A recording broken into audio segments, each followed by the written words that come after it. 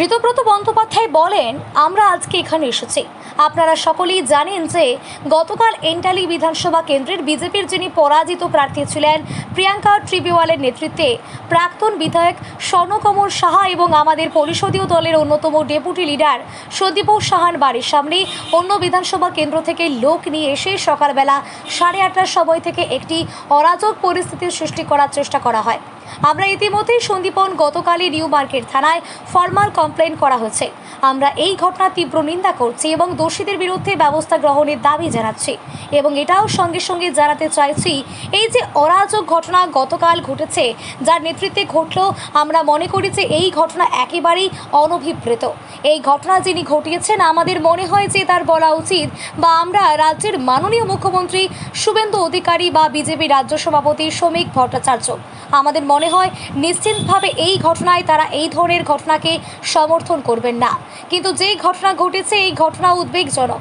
একজন নির্বাচিত বিধায়ক, পরিষদীয় দলের ডেপুটি লিডার, তার বাবা প্রাক্তন বিধায়ক, তার সামনে যেই ঘটনা, কালকের সিসিটিভির ফুটেজ রয়েছে, এই ঘটনায় যারা যুক্ত ছিলেন তাদের বিরুদ্ধে দৃষ্টান্তমূলক ব্যবস্থা গ্রহণের জন্য আমরা প্রশাসনের কাছে অনুরোধ জানাই। প্রিয়াঙ্কা ট্রিবিওয়াল তিনি আরও বলেন, এবার একটা কথা বলতে হবে যে প্রিয়াঙ্কা ট্রিবিওয়াল তিনি কি রাজনৈতিক নাকি ব্যক্তিগত ক্যাপাসিটিতে এই ঘটনা ঘটিয়েছেন। আমরা বিজেপির বিরোধী, রাজনৈতিক বিরোধিতার জায়গায়, কিন্তু কাল সকালে যে ঘটনা ঘটেছে সেই ঘটনা প্রত্যেকে জানেন, প্রত্যেকে দেখেছেন। একটা বিশৃঙ্খল পরিবেশ তৈরি করার প্রচেষ্টা। আমরা প্রশাসনের দ্বারস্থ হয়েছি, প্রশাসন নিশ্চিতভাবে ব্যবস্থা গ্রহণ করবে, এটা আমরা বিশ্বাস রাখি। আমরা আজকে এখানে আমাদের পরিষদীয় দলের পক্ষ থেকে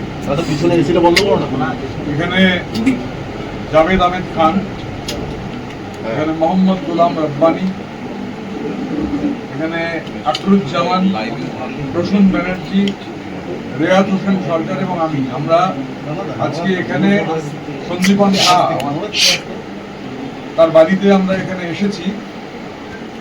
প্রাক্তন বিধায়ক স্বর্ণকমল সাহা, তারই বাড়িতে আমরা বসে রয়েছি।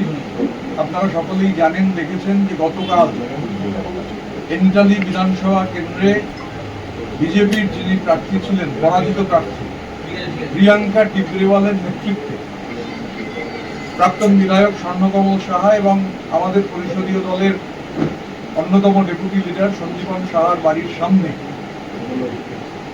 অন্য বিধানসভা ক্ষেত্র থেকে লোক নিয়ে এসে সকালবেলা 8:30টার সময় থেকে একটি অরাজক পরিস্থিতি সৃষ্টি করার চেষ্টা করা হয়।